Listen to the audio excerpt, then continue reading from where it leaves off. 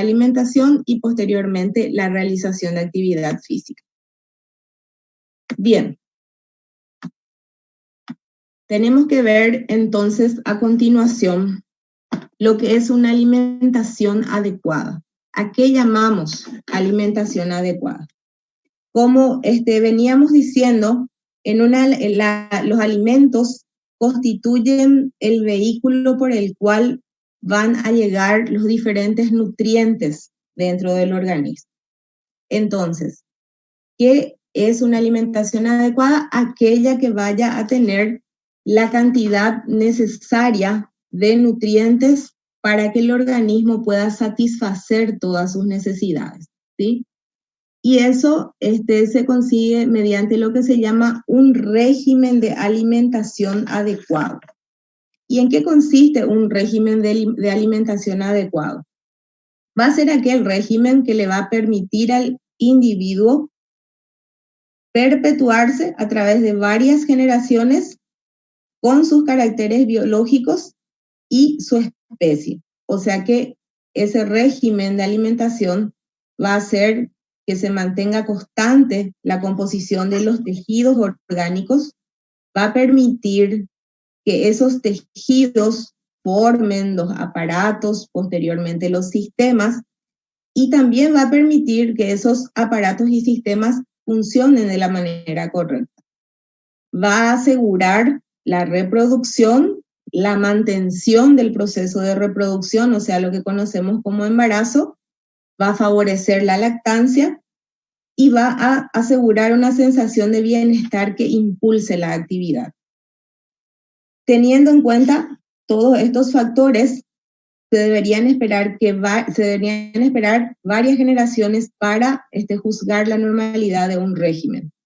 Pero hoy en día existen algunos parámetros que se pueden utilizar para poder adecuar una alimentación a lo que tiene que ser un estilo de vida saludable.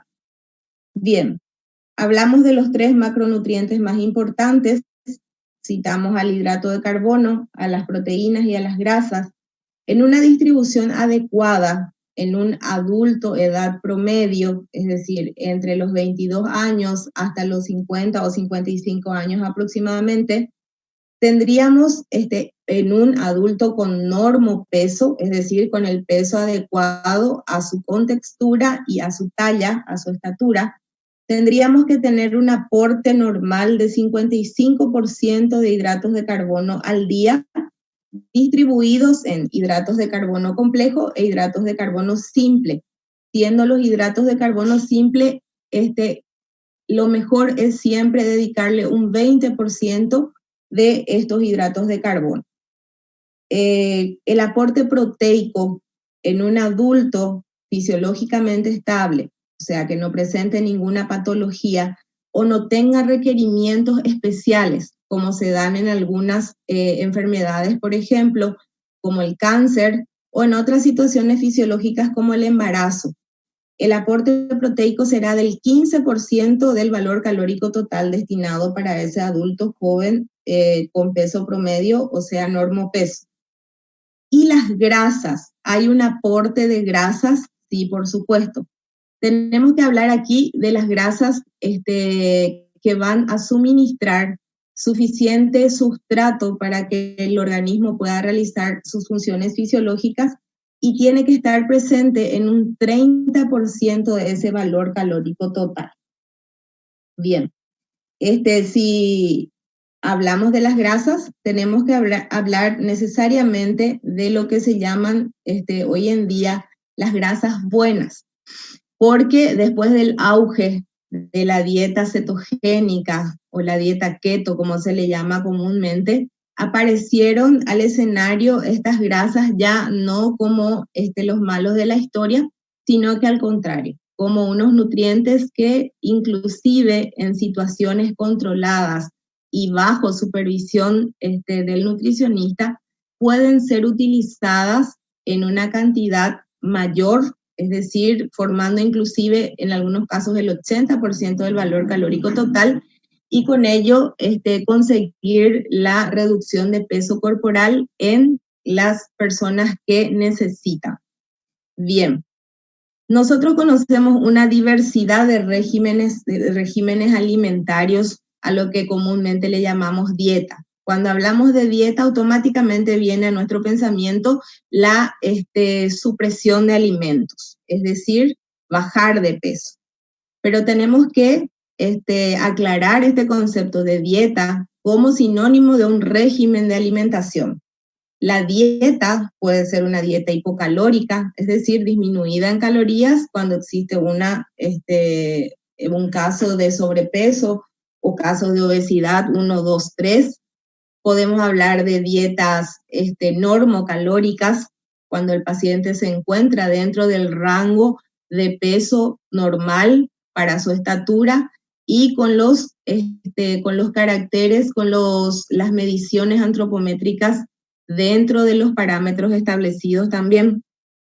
Hablamos de una dieta hipercalórica cuando tenemos un paciente en un estado patológico o un paciente sencillamente con una delgadez que nos muestra un IMC por debajo de 18. Entonces podemos hablar de una dieta hipolipídica con pacientes que tienen hipercolesterolemia, hipertrigliceridemia.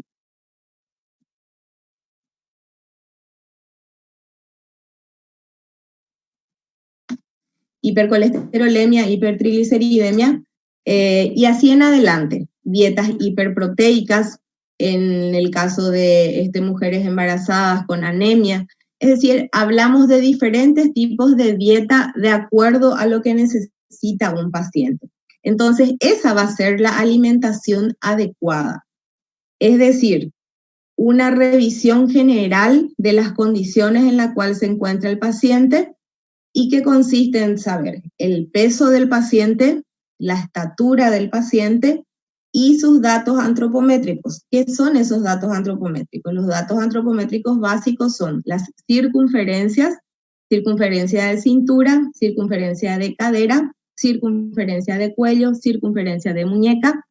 La circunferencia de cintura-cadera, la relación cadera-cintura me va a dar, por ejemplo, la posibilidad de saber si no existe una obesidad determinada por el depósito adiposo en una zona específica como es el abdomen, por ejemplo, y que va a llevarme a un riesgo cardiovascular, ¿sí?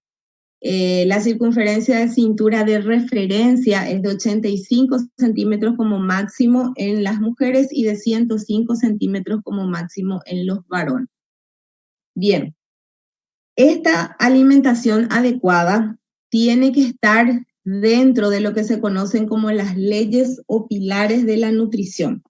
Y son 4 leyes que rigen una nutrición adecuada: la ley de la cantidad, la ley de la calidad, la ley de la armonía y la ley de la adecuación. El cumplimiento de estas 3 leyes dentro de una dieta balanceada va a hacer que el paciente o el individuo, si está con una situación de sobrepeso u obesidad, vayamos disminuyendo lentamente hasta llegar a lo que se llama peso saludable. Hoy en día ya no se habla de peso ideal, se habla de peso saludable, porque existen tablas que más adelante vamos a revisar en donde podemos encontrar algunas referencias relacionadas a la estatura y la edad del paciente y un margen, un intervalo de pesos que serían denominados peso ideal. Pero hoy se sabe que existen otros factores que determinan el peso de ciertos pacientes, como ser, por ejemplo, la contextura. La contextura es el tamaño de los huesos. Podemos tener una contextura pequeña, mediana, grande, que no tiene que ver con la talla. O sea, decir que una persona es de contextura grande no es decir que es de una talla elevada. Una persona de talla elevada, una mujer de 1,90 m, puede ser de contextura pequeña, es decir, tener los huesos finos y largos, ¿sí? Una persona de 1,52 m puede ser una persona de contextura grande, es decir, tener huesos anchos y cortos. ¿sí? Y eso es lo que va a determinar realmente el peso saludable. Se habla de un peso saludable. Diego, lo que les quiero marcar es, si yo tengo dos paciente sexo femenino, edad 23 años, una tiene talla 1,90 m, la otra tiene talla 1,52 m. Si es que yo voy a tener en cuenta solamente la edad del paciente, la talla del paciente, voy a tener equivocadamente lo que sería el peso saludable. Entonces, eso se establece con la contextura, y la contextura está directamente ligada al índice de masa corporal. El índice de masa corporal es la relación que existe entre el peso corporal y la estatura o la talla de una persona, ¿sí? Así rápidamente vamos a hacer un repaso de estos temas. Todas las personas que tengan un IMC inferior a 18.5 son personas que tienen desnutrición. Las personas que tienen IMC entre 18.5 y 24.9 se encuentran dentro de lo que se llama un normopeso. Cuanto más nos vamos hacia el 24.9, por supuesto, nos estamos yendo hacia, a partir del 25 hasta el 30, sobrepeso, y a partir de 30, 30,5, 31, empezamos con la obesidad tipo 1. Bien, entonces, para que esa alimentación sea adecuada a cada uno de esos pacientes, el que tiene normopeso, el que tiene sobrepeso, el que tiene delgadez extrema, tiene que funcionar estas 4 leyes. La primera, la ley de la cantidad, nos dice que todo alimento que se le proporciona a una persona debe ser suficiente para cubrir las exigencias calóricas de su organismo y mantener el equilibrio de su balance. Cuando hablamos de la ley de la calidad, dice que el régimen de la alimentación debe ser completo en su composición para ofrecer al organismo cada uno de los nutrientes que necesita para llevar a cabo sus funciones. Entonces, en la cantidad es la alimentación suficiente, en la calidad es el tipo de nutriente que tengan los alimentos, en la ley de la armonía, la cantidad de los diversos principios nutritivos que integran una alimentación deben guardar una relación de proporción entre sí. O sea, si yo voy a hablar de una alimentación balanceada en un sujeto de edad promedio y normopeso, tengo que saber que va a consumir entre 50 y 60% de hidratos de carbono, que va a consumir 15 a 16% de proteínas y que va a consumir entre 28 a 30% de grasa, ¿sí? Entonces, esa sería la ley de la armonía. Y por supuesto tenemos la ley de la adecuación. La finalidad de todo proceso alimenticio está supeditado a su adecuación por el organismo. O sea, vamos a resumir en palabras sencillas cuál es el sentido de estas 4 leyes que están aquí. La cantidad es que yo tenga suficiente alimento como para poder saciarme y que esa saciedad me permita estar en la actividad que yo necesito realizar. La ley de la calidad me dice que esa cantidad de alimento que yo consumí y que me da saciedad tiene que contener todos los nutrientes que necesito para poder hacer que mi organismo funcione normalmente. En la ley de la armonía tenemos que, de acuerdo a mi condición o mi diagnóstico nutricional, tengo que tener un aporte de macronutrientes necesarios para poder o mantener el peso o elevar el peso corporal o hacer un descenso del peso corporal. Y la ley de la adecuación dice que ese alimento que yo consumo debe ser adecuado para que mi organismo pueda recibirlo, digerirlo, y así como en todo proceso de administración de sustancias, inclusive los medicamentos, tiene que pasar por un proceso correcto de absorción, tiene que llegar a los diferentes tejidos y aquello que sea residuo tiene que ser eliminado. Esa es la ley de la adecuación. Entonces, yo tengo que comer suficiente cantidad de una comida, esa comida tiene que ser nutritiva, esa comida tiene que tener un balance de carbohidratos, proteínas y lípidos, y esa comida tiene que ser agradable a mi paladar, a mi organismo, ¿sí? Esas son las 4 leyes que necesariamente se tienen que cumplir para el éxito de cualquier tipo de dieta o régimen alimenticio, ¿sí? Bien, entonces ya que hablamos de régimen alimenticio, tenemos que hacer la diferenciación entre lo que es un alimento y un nutriente. Yo creo que ya después de lo que estuvimos hablando, ya se habrán dado cuenta de cómo se puede definir alimento y nutriente. Alimento constituye todo aquello que yo voy a llevar a a mi organismo para poder saciar lo que conocemos como el apetito. Y ese alimento tiene que contener los nutrientes que yo necesito. O sea, el alimento es la fruta, el alimento es la carne, el alimento es el pan, el nutriente en el pan es el carbohidrato, en mayor medida, en la carne es la proteína, en las frutas son los minerales, las vitaminas y también el aporte de carbohidratos. Es aquello que contiene el nutriente, es aquello que contiene el alimento para que el organismo pueda posteriormente captarlo y realizar sus funciones de manera organizada. Por eso es muy importante hacer hincapié al tema de nuestra charla, que es ¿por qué la alimentación es crucial en la salud? Porque yo puedo alimentarme, puedo saciar el apetito que tengo, pero no necesariamente me estoy nutriendo, ¿sí?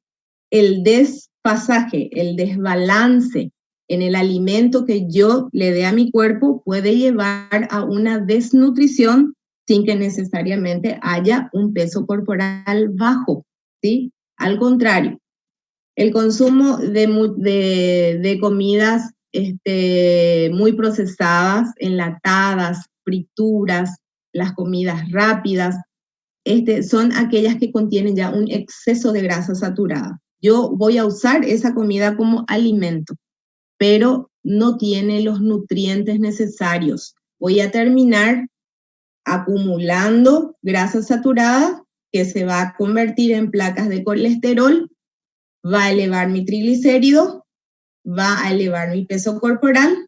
En cambio, yo puedo estar desnutrido, o sea, desprovisto de aquellos elementos que realmente necesito para que mi organismo funcione normalmente. Bien, cuando hablamos de alimento, nutrientes, hablamos de diferentes parámetros que ya estuvimos mencionando anteriormente, como el peso saludable, el índice de masa corporal, el valor calórico total. Ya dijimos que el peso saludable está dado de acuerdo a la talla, es decir, la estatura, la contextura de la persona, que me va a dar finalmente un rango de peso saludable, ¿sí? Para una mujer aproximadamente de 24 años, 1,60 m, el peso saludable sería entre 58 y 60 kilos, ¿sí? Y así en adelante, con una circunferencia de muñeca de aproximadamente 16, que sería una contextura mediana. Y así en adelante, cada una de las personas pueden tener su peso saludable, teniendo la circunferencia de la muñeca y la estatura. El cociente, es decir, la división entre la estatura y el diámetro de la muñeca, me va a dar un valor que está siempre comprendido entre 10.5 y 9.5 y me va a determinar la contextura. Y a partir de la contextura y la talla, yo puedo, por tablas, establecer el peso saludable de esa persona. Hay un componente muy importante en estos parámetros nutricionales que constituye el valor calórico total. El valor calórico total es la sumatoria del valor calórico basal y del valor calórico necesario para las actividades discrecionales. Es decir, mi calor calórico basal va a ser aquel que yo necesito para que mi cuerpo funcione normalmente, ¿sí? Para todas las funciones orgánicas involuntarias. Y la diferencia, unas 300 calorías más normalmente en un adulto joven promedio, sería lo que completa mi calor calórico total de acuerdo a las actividades que yo hago.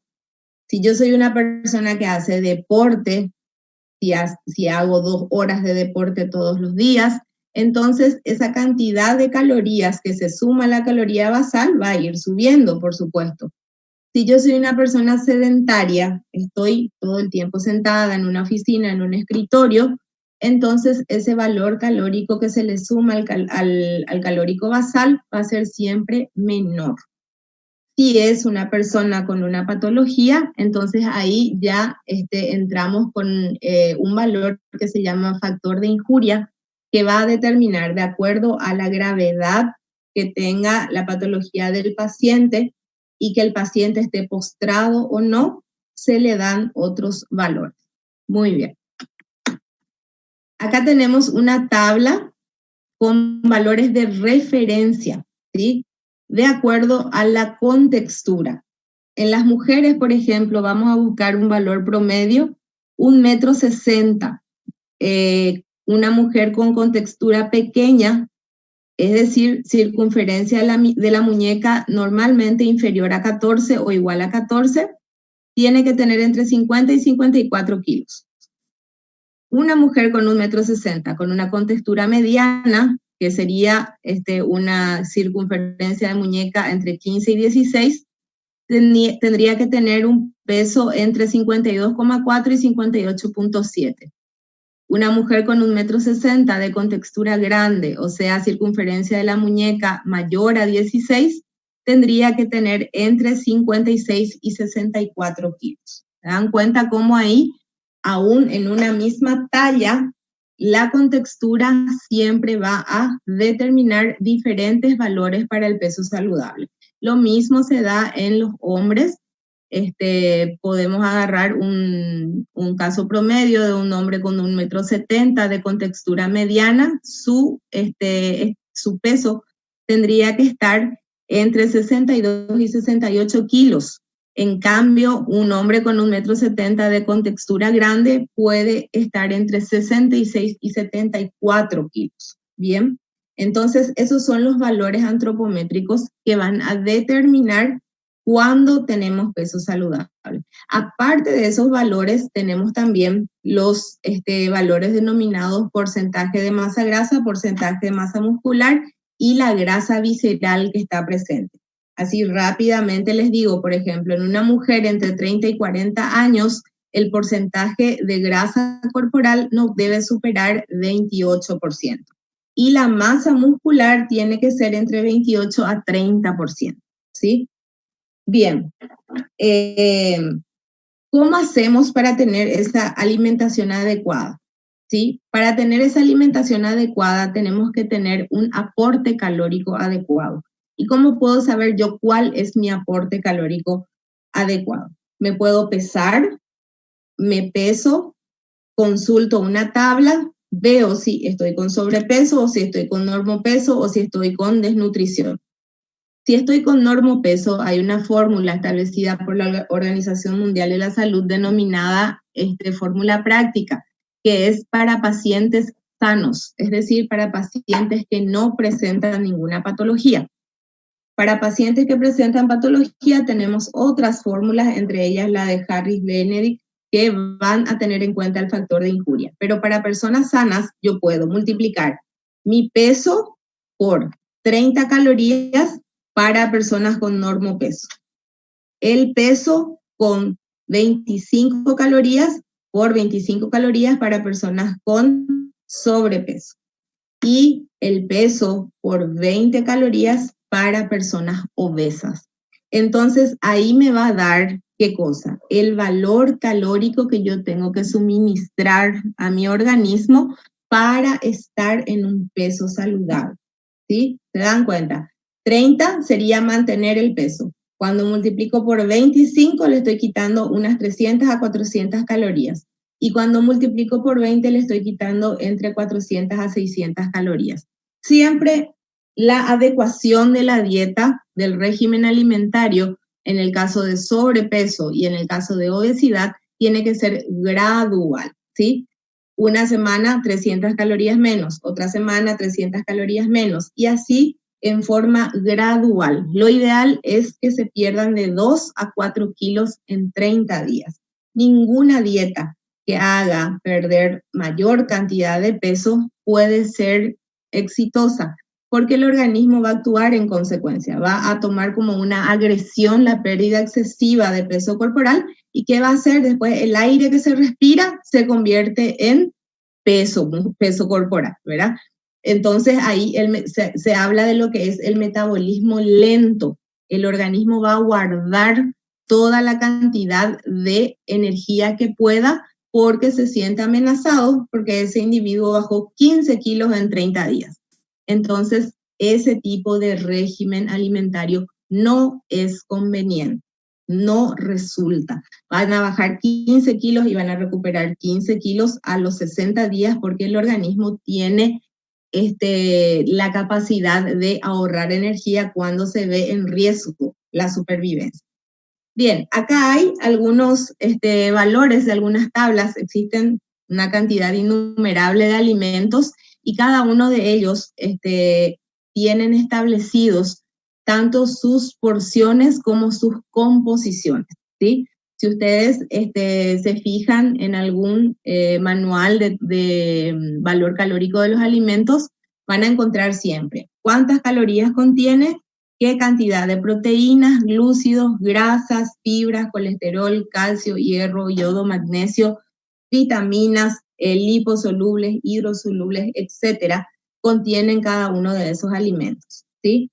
Y la combinación de esos alimentos va a hacer que se completen la cantidad de nutrientes que son necesarios para cada una de las personas. Entonces, ¿qué es lo que tenemos que realizar? ¿Qué comemos? ¿Cómo comemos? ¿Cómo combinamos los alimentos? Existe una regla general en pacientes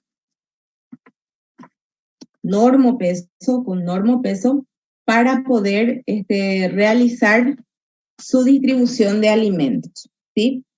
Esta distribución de alimentos, lo que se requiere es que se haga en 6 porciones diarias. Ahí sí voy a entrar a hablar una vez más de las diferentes corrientes que hay dentro de la dietética y la nutrición. Como les dije, ustedes leerán la dieta mediterránea, la dieta cetogénica, la dieta hiperproteica, la dieta Dukan, etcétera, etcétera. Una infinidad de dietas que tienen cada una de ellas sus argumentaciones y justificaciones. Cuando se evalúa al paciente y se encuentra la posibilidad de poder ayudar, por ejemplo, en el caso de sobrepeso u obesidad con factores de comorbilidad como la diabetes y la hipertensión, se pueden recurrir por un tiempo corto a ciertas modalidades de dieta, como la dieta cetogénica, en la cual los hidratos de carbono se reducen al 5% del valor calórico total, las proteínas al 20 o 25% y todo el resto tiene que ser lípidos, ¿sí? Por ejemplo, tenemos la dieta con ayuno intermitente, en donde se da un cierto tiempo para la alimentación y un cierto tiempo de ayuno, es decir, se van a ir saltando ciertas comidas. El ayuno intermitente se puede utilizar en los casos de desintoxicación, por ejemplo, cuando queremos que el sistema digestivo descanse y para que se pueda renovar y eliminando todas las toxinas, desde la cavidad oral por donde entra el alimento y se hace la digestión mecánica, empieza la digestión mecánica, pasando por el esófago a lo largo del tubo digestivo, el estómago, los órganos anexos y el intestino. Bien, pero cuando nos encontramos en situaciones normales, ¿cómo tenemos que alimentarnos? La manera que vayamos a combinar los alimentos no solo va a influir en su digestión y en el aprovechamiento de los nutrientes, sino también va a ser un aliado para poder mantener ese peso adecuado, ¿sí? Y a eso llamamos alimentación adecuada o dieta equilibrada, ¿sí? Donde la proporción de los macronutrientes deben estar en las que mencionamos anteriormente, 50 a 60% carbohidratos, 28 a 30% de lípidos y entre 11 a 16% de proteína, ¿sí? Bien. ¿Cómo haremos para dividir esos alimentos en 6 comidas diarias? Bien, lo que se va a hacer es lo siguiente. Si yo estoy acostumbrado o acostumbrada a comer 3 veces al día, se supone que voy a comer aproximadamente a cada 5 horas, ¿sí? Entonces, esas 5 horas, ¿qué pasa? A las 3 horas de una alimentación existe ya un descenso de la glucosa en sangre. A las 4 horas de la alimentación existe ya una cantidad, o sea, un descenso brusco de esa glucosa. Y a las 5 horas aproximadamente de una falta de alimento subsiguiente, entonces ya estaremos en condiciones de comer cualquier cosa. ¿Por qué? Porque el organismo va a requerir de esa glucosa de la manera más rápida posible. Entonces, de ahí, la teoría nutricional más acertada es aquella en la cual dividimos pequeñas raciones de alimentos en 6 comidas diarias. O sea, no significa que yo voy a comer 6 veces la misma cantidad que comía 3 veces. No, voy a dividir esas cantidades aproximadamente para una dieta de 1.800 calorías en un adulto promedio, en 300 calorías en cada ingesta. Desayuno, media mañana, almuerzo, merienda, cena y una última comida que se llama colación.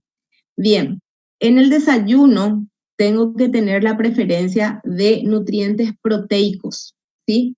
¿Por qué nutrientes proteicos en el desayuno? Porque estudios realizados garantizan, aseguran que las personas que toman un buen desayuno tienen mayor posibilidad de metabolización de los nutrientes y de los alimentos, o sea, de los alimentos a lo largo del día, por lo tanto, mayor capacidad de mantener el peso corporal. No desayunar es una posibilidad de que haya un aumento de peso gradual. Ese desayuno, ¿cómo normalmente tiene que estar establecido? Tiene que estar establecido por una buena combinación de alimentos. Y esa buena combinación de alimentos, ¿cómo yo voy a saber? Bien, no puede faltar el aporte de una feta de queso o de un huevo, que pueda ser un huevo hervido o puede ser un huevo hecho una tortilla francesa o un omelette o un huevo revuelto simplemente. Tiene que estar presente una porción de carbohidrato complejo, por ejemplo, una feta de pan integral, y tengo que suministrar vitaminas y minerales que puedo suministrar con el aporte de frutas, pues puede ser con el aporte de otro tipo de unos jugos que contengan vegetales y frutas combinados, como el famoso jugo verde, por ejemplo. Entonces ahí voy a estar completando mi requerimiento de 300 calorías para el desayuno. 300 a 350 calorías. Ese desayuno normalmente tiene que ser entre las 7 y las 8 de la mañana, de tal manera que para las 9:30 o 10 de la mañana yo ya pueda consumir de vuelta lo que se llama la media mañana, ¿verdad? Esa es una comida incompleta. ¿Por qué incompleta? En el desayuno yo tengo que tener carbohidratos, tengo que tener lípidos, proteínas, vitaminas y minerales. Es una comida completa. Esa misma comida completa se va a repetir en el almuerzo y en la cena. En la media mañana y en la colación vamos a tener siempre comidas incompletas. Entonces, ¿qué puedo comer en esos momentos? Lo más aconsejable es frutas frescas y de estación, ¿sí? Frutas frescas y de estación. Zumos de frutas, no. Los zumos de frutas no son nutricionalmente aconsejables por el hecho de que concentran dentro de su estructura toda la fructosa, todo su carbohidrato, ¿sí? La mayor parte de la fibra que tiene se va, solo queda el zumo. Entonces, por eso no es aconsejable el zumo de fruta. Si es que algo hay que tomar agua. Entonces, a la media mañana, una fruta de estación, sí puede ser consumida con cáscara, mejor, bien higienizada, y un vaso de agua de 250 ml por lo menos. Llega la hora del almuerzo, que tiene que ser después a las 12:30 por lo menos. Nuestro plato tenemos que dividir en 3 partes siempre, ¿sí? En 3 partes desproporcionales, si se quiere decir. 2 partes más pequeñas, una le va a corresponder a la proteína, que puede ser cualquiera de las proteínas que citamos para las personas que son que no son vegetarianas o veganas. Puede ser 90 a 150 gramos de carne vacuna, de pollo, de pescado. Pueden haber entre 45 y 50 gramos de un hidrato de carbono complejo. Puede ser arroz, se puede arroz integral, fideo integral, batata, papa, mandioca en el Paraguay, que se acostumbra a comer bastante. El resto del plato tiene que ser un festival de colores con la ensalada, ¿sí? Ahí sí está permitido que se ponga aquello que más apetezca.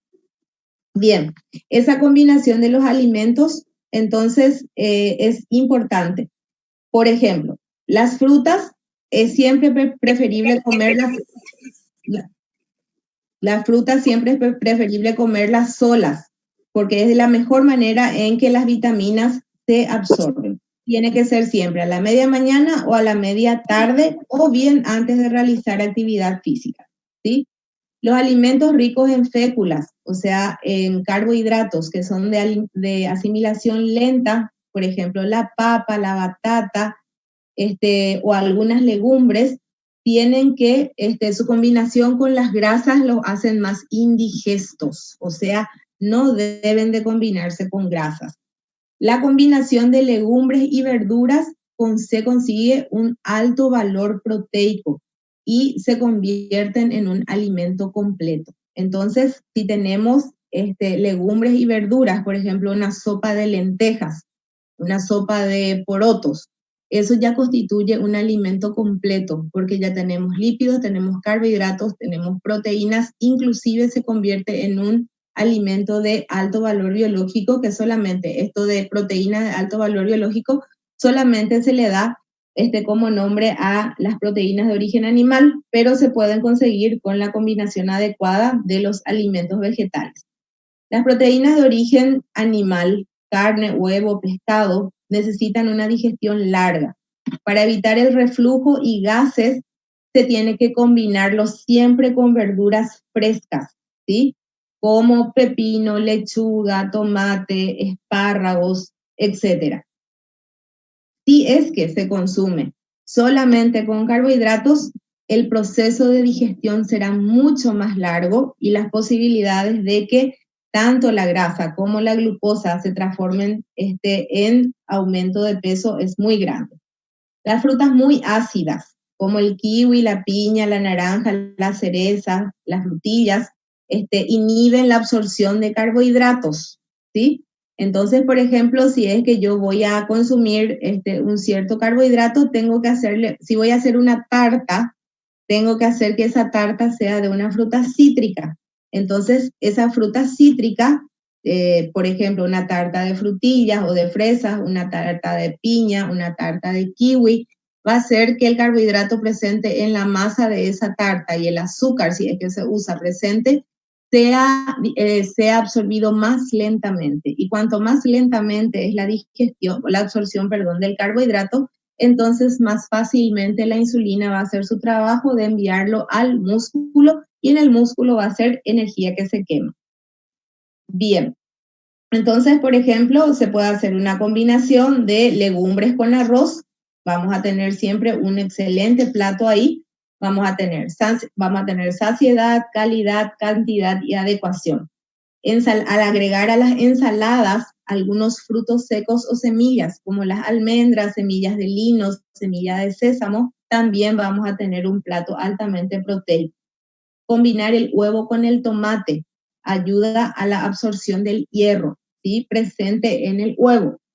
Entonces, hay así en adelante diferentes tipos de combinaciones. Por ejemplo, los quesos tienen que ser siempre consumidos con verduras y con frutos secos. Entonces, ahí vamos otra vez a la ensalada. Una ensalada de una lechuga repollada, le puedo agregar tomate para la vitamina C, le puedo agregar un queso roquefort o un queso cremoso cualquiera, palmitos, entonces ahí voy a tener una comida completa y saludable, ¿sí? Y también el uso comedido de los carbohidratos que se encuentran en forma de pasta, ¿sí? Combinando siempre con verduras que van a facilitar también su digestión y van a facilitar además la absorción de vitaminas liposolubles. Lo mismo sucede con el agregado de especias como la albahaca, el ají molido picante, el orégano a las comidas, van a facilitar la absorción de los nutrientes. Bien. Tenemos la alimentación en situaciones especiales. Esto vamos a mencionar así por arriba, ya que son temas que ocuparían toda una charla para poder entrar en detalles. La diabetes, la hipertensión, el adecuado gástrico, las hiperlipidemias. La diabetes tiene que ser una alimentación hipocarbonada, es decir, baja en hidratos de carbono. Simplemente tiene que tener unos 20% de hidratos de carbono simple. Esos hidratos de carbono simple constituyen el azúcar como tal, la sacarosa, las frutas y la leche. El azúcar de entrada no se le da al diabético, absolutamente, ni aunque entre dentro del valor calórico, tampoco las féculas. Y entonces las frutas y la leche quedan restringidas a un valor máximo del 20% del total de carbohidratos. En los casos de hipertensión, dependiendo del tipo de hipertensión, desde una hipertensión leve, moderada, severa, entonces vamos a buscar todas aquellas comidas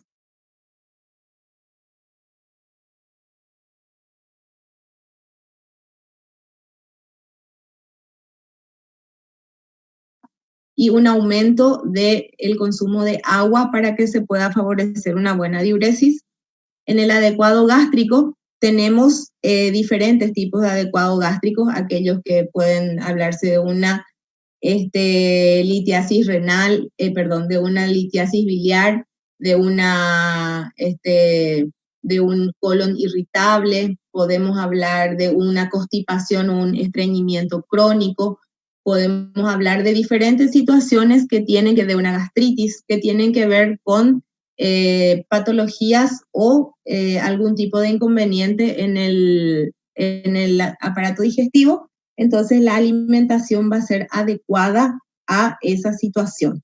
Por ejemplo, en los casos de mala absorción intestinal, se van a dar siempre fibras que sean solubles, nunca fibras insolubles. Ese tipo de paciente consume siempre frutas y verduras cocidas, nunca crudas.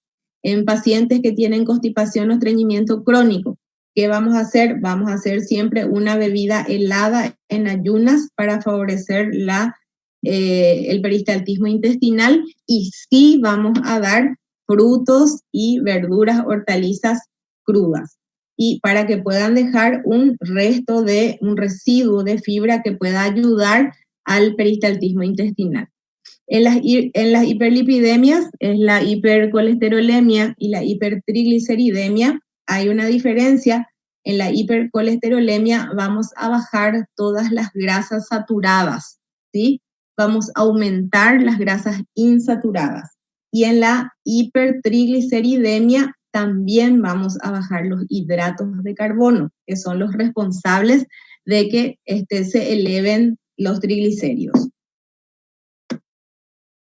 Tenemos también acá por último la celiaquía, que es una condición muy especial de una intolerancia al gluten y normalmente va acompañado en algún momento a la intolerancia a la lactosa. Entonces sí, ya se constituye en un tema que tiene sus especificaciones muy, muy bien estrictas para que el paciente no presente complicaciones después. O sea que aquí hablamos nada de trigo, cebada, centeno, ni avena con gluten. Felizmente hoy en día ya existe también la avena sin gluten para que puedan usar los celíacos. Y de paso ya también se hace un recorte de la lactosa porque ese intestino está con todos los cilios intestinales aplanados, por lo tanto no hay una buena absorción de vitaminas liposolubles.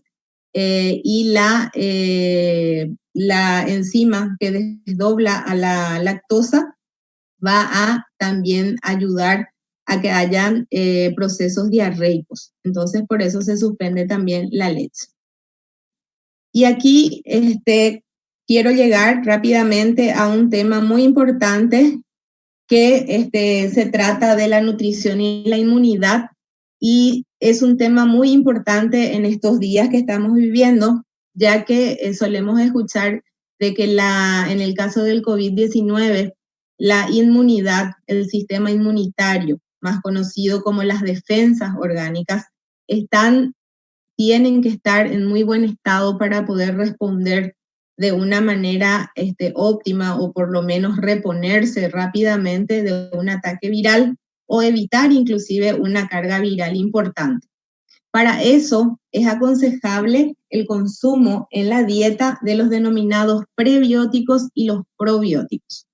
Los probióticos son todos aquellos alimentos que contienen microorganismos de la flora normal, especialmente la intestinal, y estos microorganismos van a hacer que se haga una mejor absorción de los diferentes nutrientes, haciendo de que haya una buena respuesta humoral. Por ejemplo, todos los alimentos que contienen microorganismos, los alimentos fermentados, son aquellos que van a producir el aumento de los probióticos dentro del organismo. O sea, yo puedo tomar un yogur con lactobacilos, esos lactobacilos son los que van a ir a hacer colonias en el intestino y actúan también a la hora de activar todo el sistema de defensa del organismo. Y los prebióticos son aquellos alimentos que una vez consumidos llegan hasta las diferentes partes del cuerpo, especialmente en el intestino, y ahí van a constituirse como el caldo de cultivo de nuestros probióticos, ¿sí? Ahí ya podemos hablar, por ejemplo, de la kombucha, del repollo fermentado, podemos hablar de diferentes tipos de alimentos como el queso Roquefort. Todos ellos constituyen caldos de cultivo para nuestros organismos, para esos organismos que están actuando como en la defensa de nuestro cuerpo, ¿sí? Entonces se tratan de los probióticos y los prebióticos, que son muy importantes en la alimentación. Dentro de este grupo de alimentos también que fortalecen las defensas, encontramos a los alimentos cítricos y semicítricos, como por ejemplo el kiwi. El kiwi, un fruto de kiwi de aproximadamente un tamaño de la palma de la mano, consumido por día, ya cubre los requerimientos de 1000 miligramos de vitamina C que necesita nuestro cuerpo, ¿sí? Una naranja de tamaño mediano, aproximadamente 120 gramos a 150 gramos, es capaz de recubrir hasta 500 miligramos de vitamina C. Pero la acerola es muy rica en vitamina C también, la espinaca es muy rica en vitamina C, y estas, así como también otros grupos de vitaminas que van a ayudarnos a poder dejar en condiciones favorables la inmunidad para el caso en que el cuerpo necesite librar una batalla con algún agente externo. Entonces va a estar en condiciones de defenderse. Y esa defensa solamente va a poder llegar a través de la alimentación, especialmente en estos momentos. Entonces, una dieta balanceada, cubrir los 3 macronutrientes, cubrir minerales y vitaminas, hacer ejercicios, si se puede al aire libre, ahora mismo si no se puede en la casa, tomar agua, 1 litro por cada 25 kilogramos de peso corporal, ¿sí? Comer 6 veces al día en raciones pequeñas para evitar tener hambre y atacar la siguiente hora de comida. Siempre estar con esos hábitos de comer cada 3 horas, con ese hábito de comer cada 3 horas y evitar que el organismo llegue a pedir alimento. Y consumir los prebióticos y los probióticos, hacerlos más habituales dentro de nuestro menú para poder ayudar a aumentar el sistema inmunitario. Ahí tenemos, como ya les dije, kombucha, yogur, quesos fermentados, que son leche fermentada, que son alimentos muy, muy nutritivos desde el punto de vista de que aumentan la microflora y también tienen un alto contenido proteico. Bien, y acá tenemos un pequeño mensajito para terminar, en donde dice que, teniendo en cuenta las 4 leyes de la nutrición, calidad, cantidad, armonía y adecuación, no necesitas comer menos, solo necesitas comer bien. Ese es el mensaje que les quiero dejar en esta tarde. Muchísimas gracias.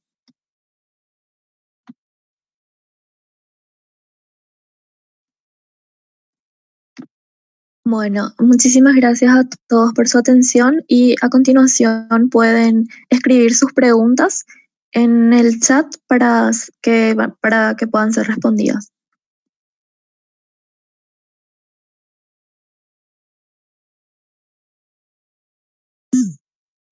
Bueno, vamos a empezar. Primeramente, es bueno consumir lácteos para el desayuno o merienda, pero ¿qué recomienda a las personas que son intolerantes a la lactosa? Bien, lo ideal es que el desayuno, especialmente el desayuno, tenga una composición proteica. En el caso de las personas intolerantes a la lactosa, eso se puede sustituir por el huevo, 1 o 2 unidades de huevo, una porción de 50 gramos de pan tostado, si es que no es intolerante al gluten o de otro tipo de pan. O también se puede sustituir si es que una persona la leche, por la leche sin lactosa o leche de vegetales, de coco, de avena, que pueden ser preparadas fácilmente en la casa también. Bueno, la siguiente pregunta es, ¿qué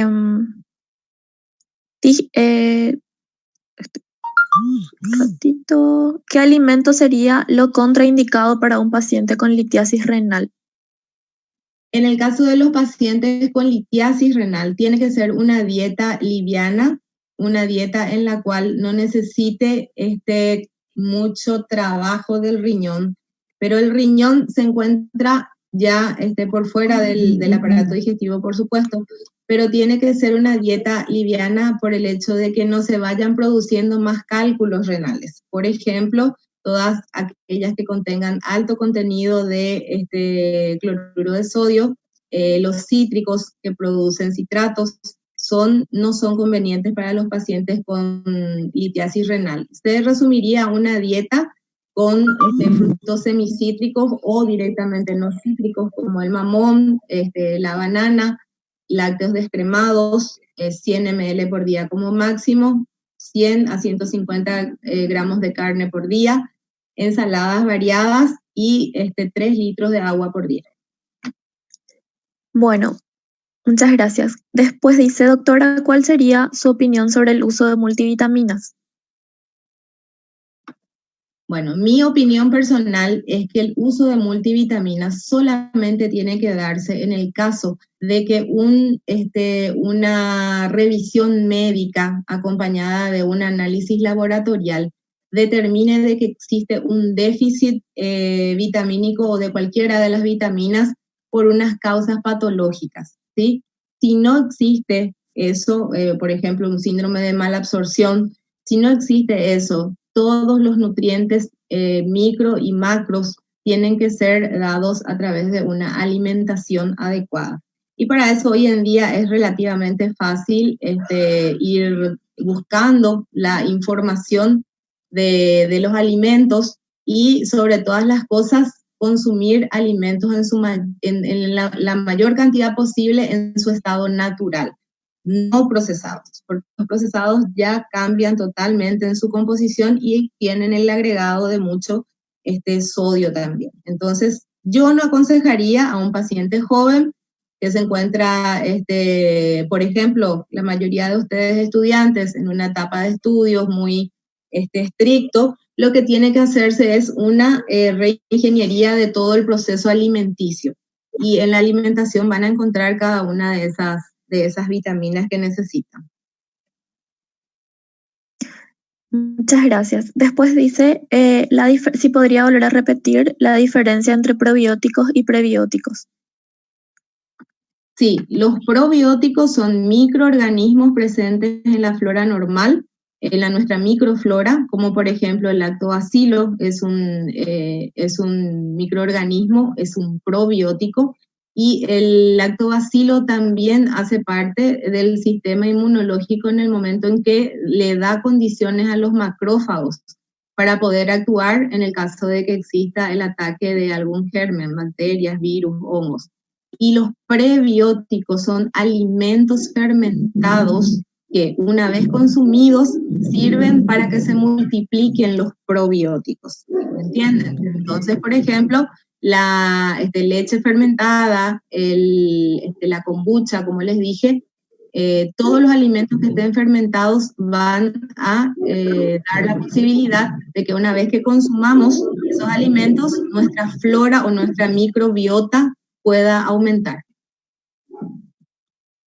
Muchas gracias. Luego dice, ¿hay alguna diferencia entre consumir agua normal o agua con gas? En realidad sí hay una diferencia.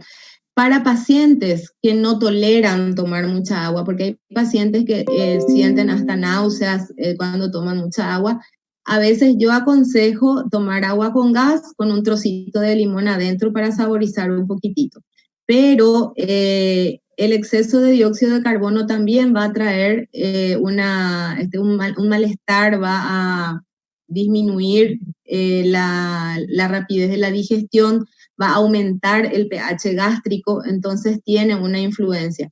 Siempre en lo posible agua pura para poder hidratar el cuerpo. Nada de acá en Paraguay tomamos mate, tomamos tereré, nada de eso cuenta. No cuenta el agua del jugo, del mate, del tereré. Es agua pura, 1 litro por cada 25 kilogramos de peso. Muchas gracias. Luego, doctora, ¿qué dieta sugiere para una paciente con hipertensión, triglicéridos elevados, cálculos renales y anemia? Bien, ahí tenemos que ir valorando cuáles son las patologías que tienen mayor riesgo para esa paciente. Vamos a empezar con la hipertensión. La hipertensión tiene que ser una patología controlada, ya que normalmente es crónica.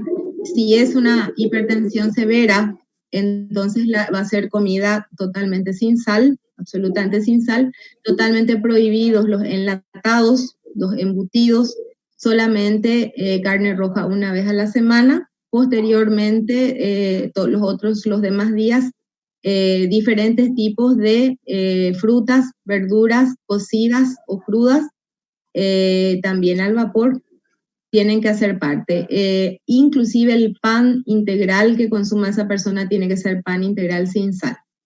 Está anémica, entonces hay que elevar la cantidad de proteínas, ¿sí? Entonces va a consumir también, aparte de eso, por ejemplo, en el desayuno va a consumir huevos, puede consumir suero de leche que tiene un alto contenido proteico en licuados, por ejemplo. Se corta la leche normal con un trocito de limón y se filtra, y el suero que queda es un suero con un alto contenido de proteínas, y se va a hacer un tipo de batido para que el sabor pueda mejorar.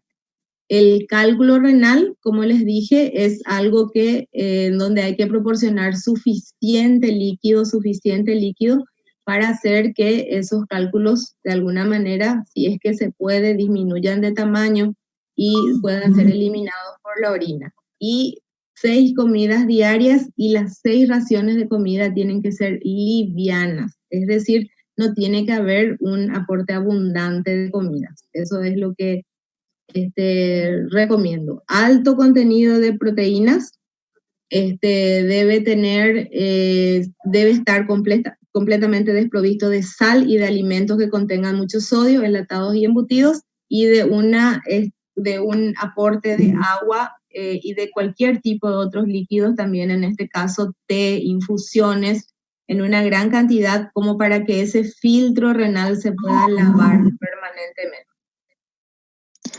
Bueno, vamos a aceptar 3 preguntitas más y luego cualquier duda que tengan pueden escribir al grupo y vamos a tratar de responderles a todos. Bueno, seguimos entonces. ¿Hay alguna dieta especial para los que padecen del síndrome de ovario poliquístico?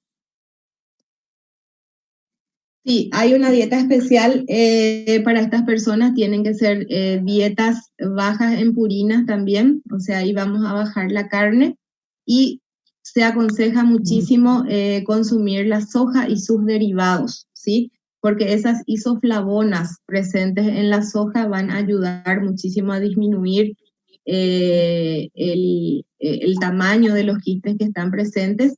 También frutas que tengan polifenoles, como por ejemplo el kiwi que les había mencionado, y otras hortalizas como el ajo y la cebolla. Y ahí hay un tema que hay que tener en cuenta.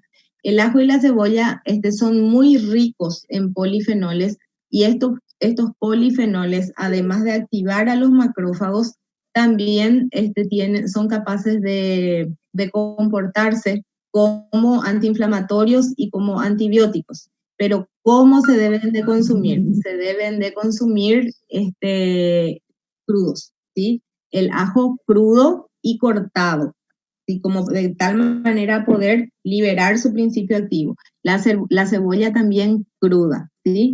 Y entre la cebolla blanca y la cebolla morada, la cebolla morada es la que contiene mucha cantidad de polifenoles también. Por eso es que pica un poquito, nos hace llorar cuando cortamos la oveja. Son compuestos azufrados. Los polifenoles son compuestos azufrados que se comportan como antiinflamatorios e inclusive como antibióticos.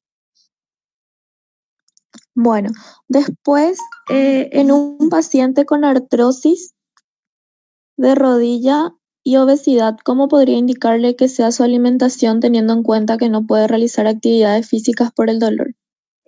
Bien, ahí tenemos 2 cosas que van de la mano, ¿sí? La artrosis o artritis de la rodilla, y el sobrepeso, que va a complicar más todavía la situación de esa rodilla que ya no tiene líquido sinovial, ¿sí? Ahí lo que hay que hacer es, en primer lugar, es una dieta hipopurínica completa, es decir, hipoproteica. Cuanto menor proteína se den, entonces esa inflamación va a ir cediendo más rápidamente. el paciente es obeso, entonces hay que hacer una dieta hipocalórica, hipoproteica, hipocalórica. Entonces bajamos las calorías. Se suspende azúcar, todos los lácteos enteros. Los lácteos serán descremados totalmente. Se reduce el consumo de pan, o sea, de carbohidratos. De pan integral a 2 fetas como máximo por día. Quesos descremados. Si no tiene queso descremado, mejor no comer porque tiene un alto porcentaje de grasas.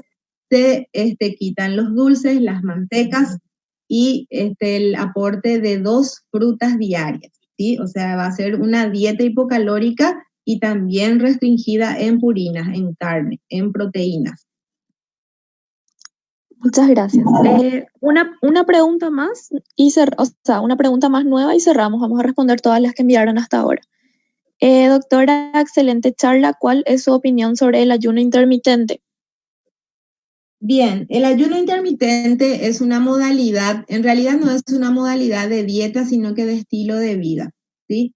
Las personas que hacen ayuno intermitente tienen que ser personas sanas, personas con una alimentación equilibrada y sobre todas las cosas que hagan algún tipo de actividad física.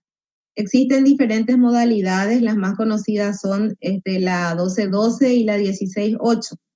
12-12 son 12 horas de ayuno y 12 horas liberadas para la comida. La otra es 16 horas de ayuno y 8 horas liberadas para la comida. Pero ¿qué pasa? Dentro de ese lapso liberado para las comidas tiene que hacerse de vuelta una alimentación de calidad, porque existe la errónea idea de que porque ayuno 16 horas, en las 8 horas puede comer después, atascarse con toda la comida que quiera. No, tiene que haber de vuelta una distribución de como mínimo 4 a 5 comidas en donde tienen que entrar las vitaminas, los minerales, los lípidos, todo como si fuera una dieta a lo largo del día, ¿sí? Y en la dieta de ayuno intermitente 16-8 se tiene el argumento de que a partir de las 12 a 13 horas de ayuno el cuerpo entra en estado de cetosis. Es decir, el cuerpo empieza a utilizar los ácidos grasos libres. El colesterol produce ácidos grasos libres y esos ácidos grasos libres son transformados en energía, de tal manera que entonces se va disminuyendo el peso corporal. Es una alternativa, pero como dije, en personas sanas, con buenos hábitos alimenticios y sobre todo por un espacio de tiempo corto. Más de un mes no es aconsejable hacer. Muchas gracias.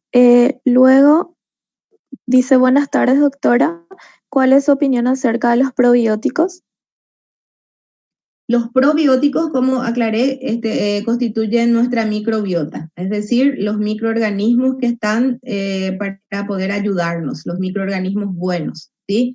Es excelente tener un estilo de vida en donde podamos poner dentro de nuestros alimentos habituales a los prebióticos, de tal manera a que nuestros probióticos naturales vayan siempre creciendo y estén en cantidades adecuadas, ¿sí? Con ello vamos a evitar innumerables patologías intestinales, orales, tópicas en la piel y muchas otras que se producen por la disminución de esta microflora. Es muy buena muy bueno el consumo de los prebióticos, que son los alimentos, como ya les dije, y los probióticos en algunos casos que también están presentes, especialmente los lactobacilos. Bueno, luego tenemos, doctora, buenas tardes. ¿Omitir una comida como la cena y comer 2 o 3 veces al día ayudaría al aumento de peso progresivo? Hay estudios que demuestran que de pronto en una primera instancia puede haber un descenso de peso porque lógicamente no se está suministrando calorías, pero llegado un momento el cuerpo reacciona guardando todas las calorías, toda la energía que posee. Entonces, no cenar y comer 2 o 3 veces al día no va a dar resultado satisfactorio. Al contrario, como dijiste, puede predisponer a un aumento de peso porque la poca comida que consumís, el organismo no va a utilizar como combustible, no va a quemar, al contrario, va a ir almacenando. Por eso no es aconsejable realizar ese tipo de alimentación habitualmente. Otra cosa es el ayuno intermitente, que son horas bien establecidas como para poder alcanzar ciertos procesos orgánicos como la cetosis y después hacer otra vez una alimentación balanceada. Muchas gracias. Voy a dejar acá, voy a seguir leyendo las preguntas, pero antes voy a dejar el grupo de WhatsApp. Les voy a pedir a todos que ingresen a ese grupo. Los que ya están en algún grupo de WhatsApp, no hay problema. Los que todavía no están en ningún grupo de WhatsApp de esta videoconferencia, por favor, tienen que ingresar, ya que ahí vamos a enviar el link para la evaluación de 5 preguntas para confirmar la certificación. Por favor, ahora les envío. Bueno, continuamos. Doctora, una pregunta. ¿El consumo de suplementos deportivos tipo creatine tiene efectos adversos?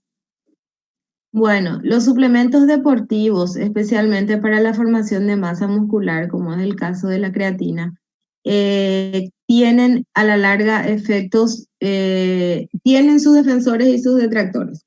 Yo como nutricionista no aconsejo porque acelera ciertos procesos y con eso posteriormente el organismo ya no es capaz de realizar todas las funciones que realizaría normalmente, ¿verdad? Por ejemplo, se producen mayor cantidad de proteínas y estas proteínas a su vez se transforman en masa muscular, pero no de una manera natural.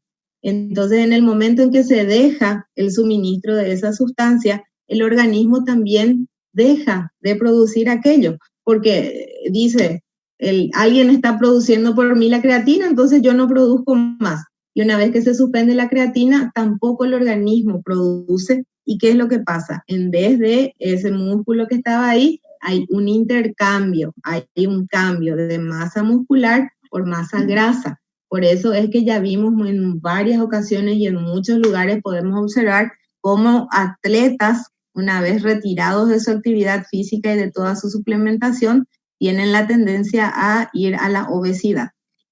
Yo no recomiendo. Bueno, luego tenemos, para los que están preguntando, la videoconferencia está siendo transmitida también por Facebook en la página de la SOCEM UNE y va a quedar guardado ahí para aquellos que entraron un poco más tarde y quieren ver desde el principio. Bueno, otra pregunta es, una persona que tiene litiasis biliar, ¿qué alimentación recomienda, ya que la función biliar está disminuida con respecto a la emulsión de lípidos?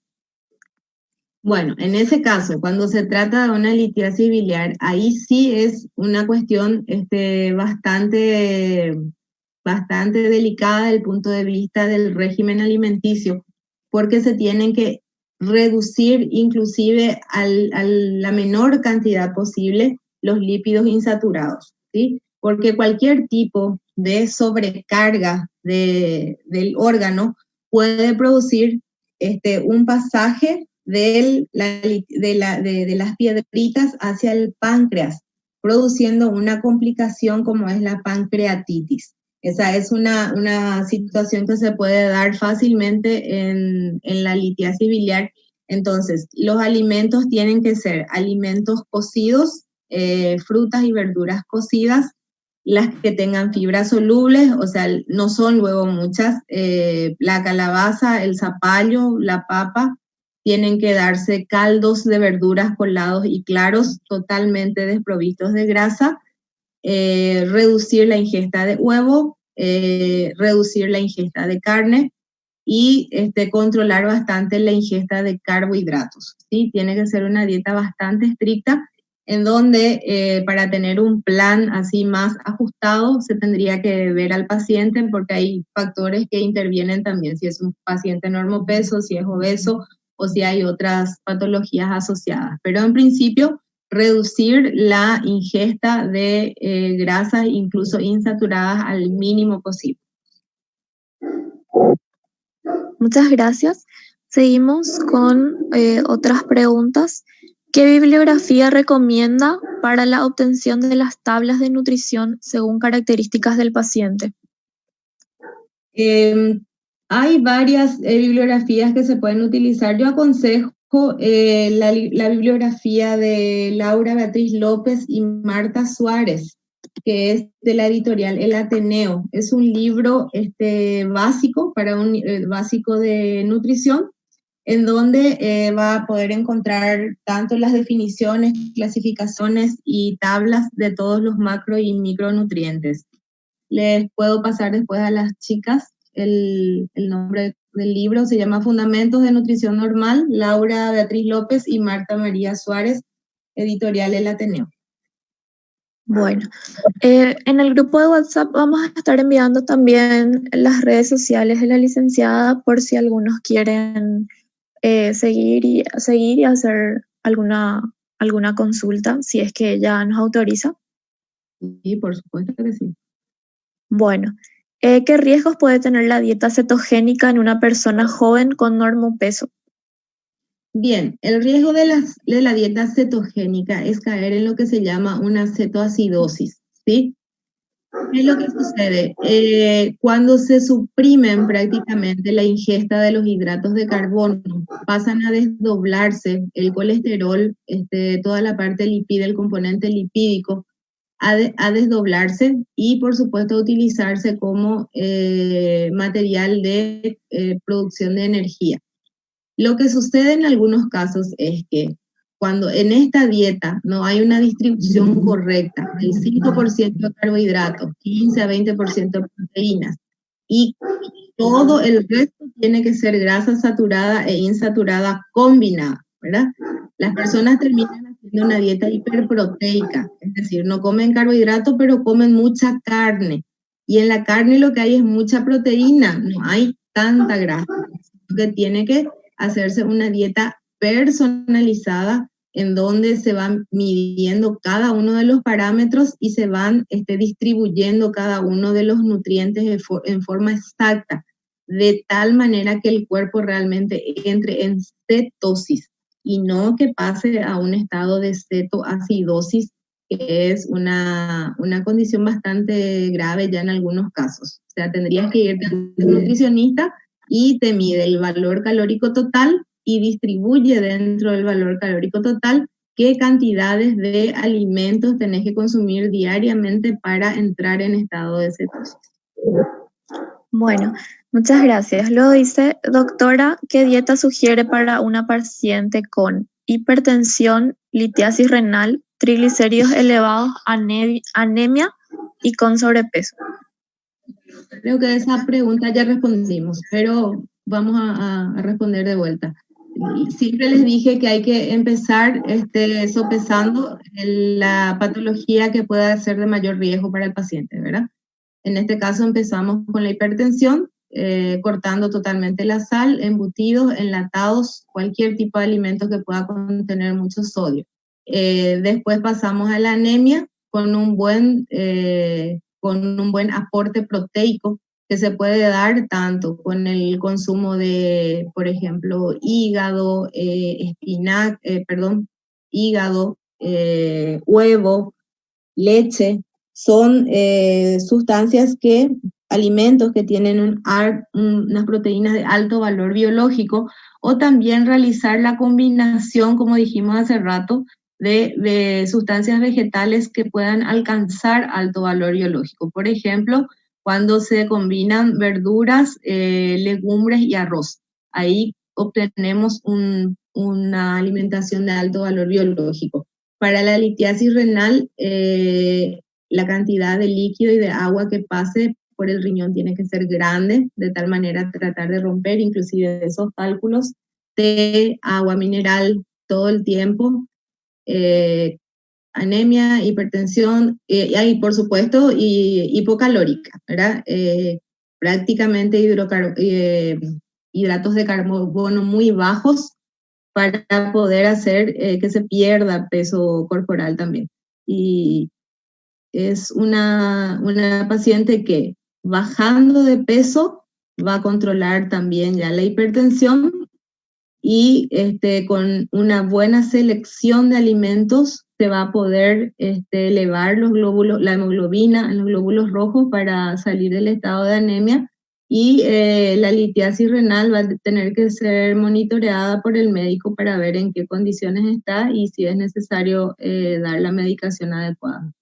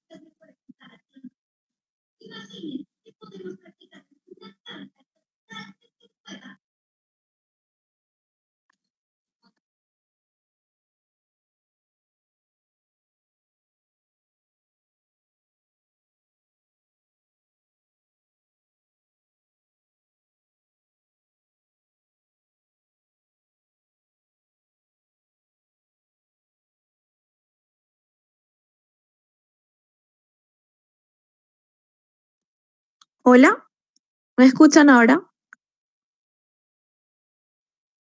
Sí, perdón, tenía mi micrófono desactivado. Eh, le, Doctora, ¿qué alimentos recomienda para personas con triglicéridos elevados y su tratamiento es de por vida a pesar de que cuida su alimentación? Sería la primera pregunta. Bueno, en realidad en el caso de triglicéridos elevados, lo que hay que hablar es de lo que no recomendamos, ¿verdad? De lo que hay que quitar definitivamente de la alimentación y que son los carbohidratos sin valor nutricional, como son, por ejemplo, el alcohol y el azúcar. Y disminuir prácticamente a un valor muy bajo los carbohidratos de absorción lenta, como podrían ser la batata, hasta 50 gramos por día, podría ser el almidón, la mandioca también hasta 50 gramos por día, evitar completamente la harina blanca, tanto en pastas como en panificados y en pastelería. Entonces, básicamente, el que tiene triglicéridos elevados, nada de azúcar, nada de alcohol, nada de harina blanca. Bueno, y luego la siguiente pregunta dice, em, ¿qué opinas sobre cuando las personas que comen productos integrales dicen me duele la cabeza por comer esas dos papas o esos fideos que no eran integrales? En realidad ahí hay un factor psicológico, nada más, ¿verdad? Porque la diferencia entre los alimentos integrales y los alimentos ya procesados es sencillamente que los integrales tienen un mayor aporte de fibras. Entonces, al tener mayor aporte de fibras, hacen que en el momento de que sean desdoblados, metabolizados por el organismo, se requiera de una mayor energía para hacer eso. ¿Sí? Y con eso, con el mayor gasto energético, entonces se tiene a favor. Aparte de que las fibras solubles o insolubles favorecen el tránsito intestinal. Si es que vamos a analizar desde ese punto de vista, por ejemplo, la harina o el pan integral y el pan blanco tienen el mismo aporte calórico prácticamente. Hay una pequeña diferencia a favor del pan integral, pero al ser integral no produce picos de glicemia como produce el pan blanco, que es justamente el prototipo de alimento que eleva los picos de insulina, perdón, que eleva la insulina muy rápidamente. Y cuanto más rápidamente se eleva la insulina, más rápidamente la glucosa va hacia la sangre también. Bueno, ahora sí vamos a las últimas ya 4 preguntitas. ¿Qué dieta sugiere para una persona con poliglobulia e hipertensión?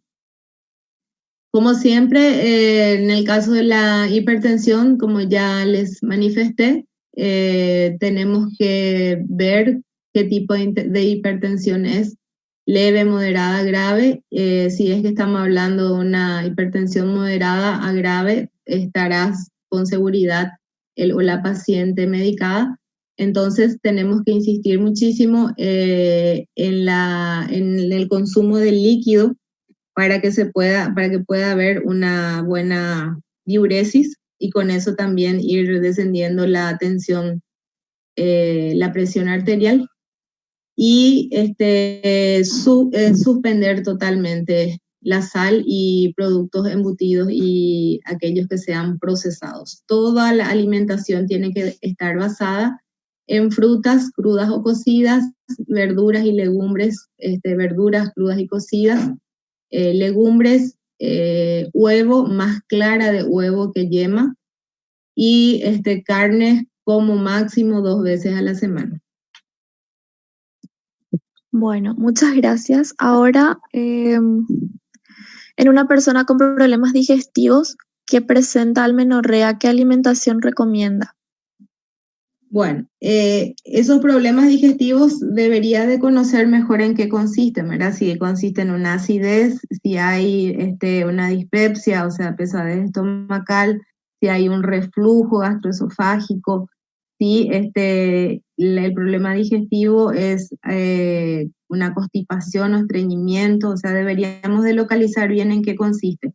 Pero en cualquiera de los casos se recomienda no consumir frutas con cáscara y crudas, tienen que ser compotas de frutas, no consumir verduras de hojas, ¿sí? Porque dejan residuos difíciles de digerir, no consumir aquellos alimentos que fermentan, por ejemplo, coliflor, repollo, cebolla, que es irritante, ajo, en este caso todas las aliáceas, la carne reducir a 2 veces por semana, ¿sí? Consumir sopas de verduras licuadas o claras con fibras solubles, zapallo, calabaza, papa, se puede usar un poco de verdeo. Y y tratar de no consumir algunos alimentos que puedan producir inflamaciones a nivel intestinal, porque eso va a aumentar las molestias, ¿verdad? La producción de gases, o sea, la flatulencia y la dificultad de evacuación. Se tiene que consumir fibras solubles y acompañado de mucha agua. En este caso también es bastante aconsejable el consumo de la avena en sus diferentes formas, ya sea en forma de una tortita, en forma de pan de avena o directamente la avena instantánea en sopas. Es muy aconsejable. Bueno, voy a repetir el tema de la evaluación. La evaluación se va a estar enviando a las 19:30 y va a estar disponible hasta las 20:30 en el grupo de WhatsApp de la videoconferencia. Para las personas que no están en el grupo de WhatsApp, voy a enviar el link del grupo. Los que ya están, ya no es necesario. Vamos a estar enviando ahí. Es importante que estén ahí porque vamos a enviar el link de la evaluación y también los certificados cuando estén el link del Drive donde vamos a cargar los certificados. Bueno, la penúltima pregunta: ¿qué alimentos se recomienda a una persona que sufre de hipertensión baja? Sandoval, chileno, no sé si estás. ¿Sería hipotensión o hipertensión tu pregunta?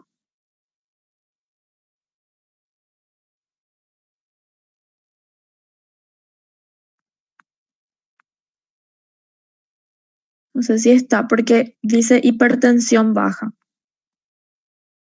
A lo mejor si se refiere a una hipertensión leve.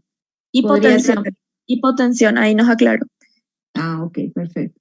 Bien, en los casos de hipotensión, lo que se tiene que, más que una alimentación específica, se tiene que determinar el origen de esa hipotensión, ¿sí? Puede ser una hipotensión idiopática, es decir, de causa desconocida, que es la más común. En ese caso, lo que se debe hacer es aumentar un poquito el consumo de carbohidratos que estén presentes especialmente en las frutas, ¿sí? Entonces, para poder ayudar a que haya un aumento de esa presión arterial. Normalmente se recomienda una fruta, puede ser una pera, una manzana, todas aquellas que tengan la propiedad de ser dulces, ¿sí? pero no se recomienda, por ejemplo, como hay gente que hace, es poner un cristal de sal gruesa debajo de la lengua o aumentar el consumo de azúcar, sacarosa. No, no es recomendable. Es recomendable sí el aporte de un carbohidrato que venga, un carbohidrato natural como el de una fruta, por ejemplo, dejar a la persona en un lugar aireado, sentada, hasta que le pase el mareo o el vértigo, si es que siente eso. Y como dije en principio, por sobre todas las cosas, investigar, averiguar cuál es el origen de esa hipotensión. Bueno, y la última pregunta, en realidad creo que era para todos, pero vamos a realizarla a la licenciada. Alguien que me ayude, por favor, cuando la doctora habló de lácteos fermentados, habló de priégola.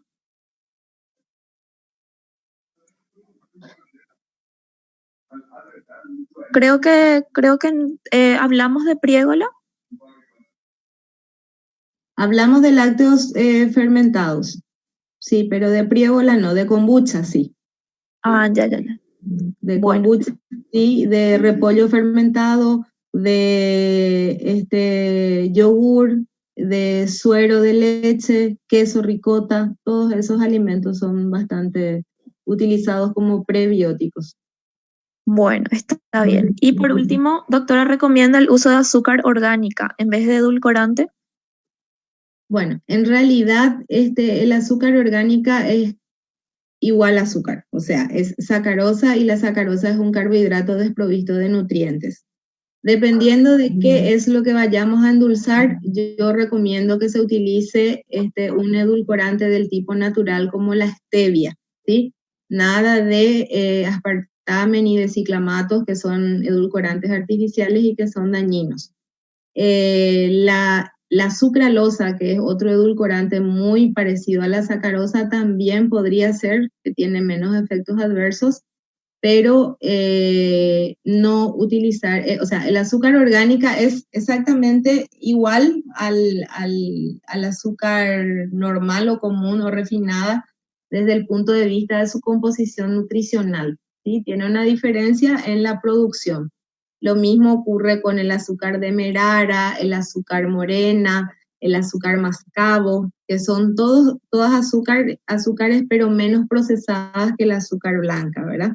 En el caso de que sea una persona joven, con normopeso, sin ninguna patología asociada, de vez en cuando puede consumir, no hay inconvenientes, pero lo ideal es no consumir azúcar sacarosa en todos, en el café con leche, en el jugo, en todos los alimentos. ¿Por qué?